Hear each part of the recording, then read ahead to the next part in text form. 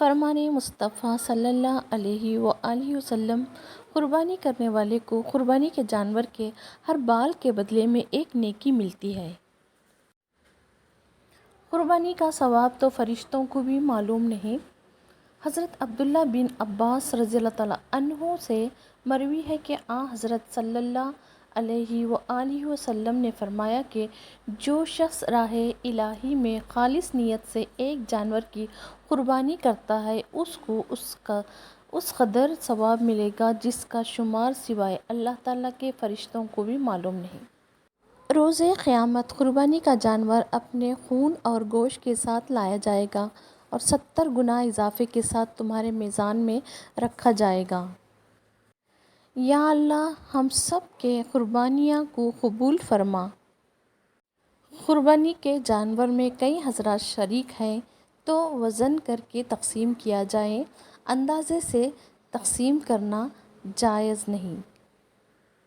حضرت انس رضی اللہ تعالیٰ عنہ سے مروی ہے، انہوں نے دیکھا کہ نبی صلی اللہ علیہ وآلہ وسلم نے قربانی کا جانور اپنے ہاتھوں سے ذبح کرتے تھے اور اس پر تکبیر پڑھتے تھے۔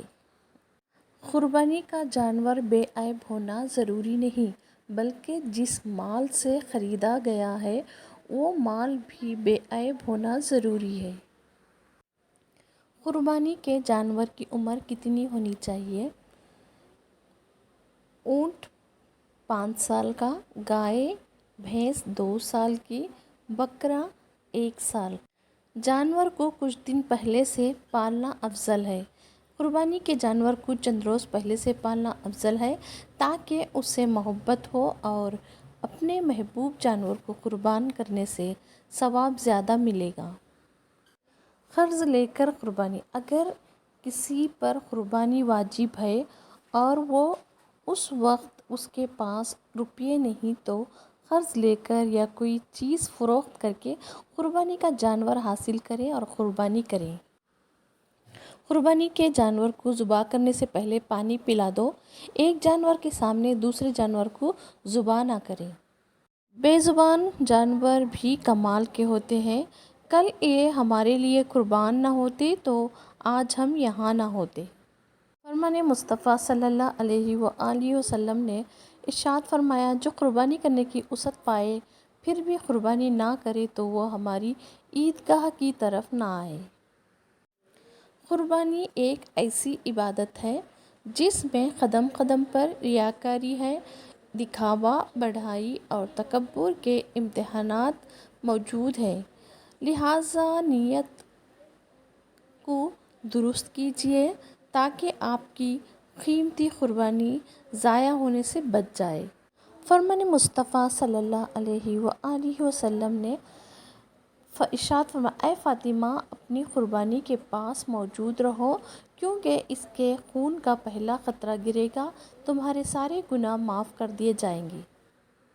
اپنی قربانی کے جانور کو موٹا تازہ کرو کیونکہ یہ بروز قیامت تمہاری سواریاں ہوں گی۔ جسے پالا تھا اسے قربان کرنے جا رہا ہوں، میں گنہگار اپنے رب کو راضی کرنے جا رہا ہوں۔ جس نے اپنی قربانی پر ثواب کی امید رکھتے ہو خوش دلی کے ساتھ قربانی کی، وہ جانور اس کے لیے جہنم سے حجاب ہوگا۔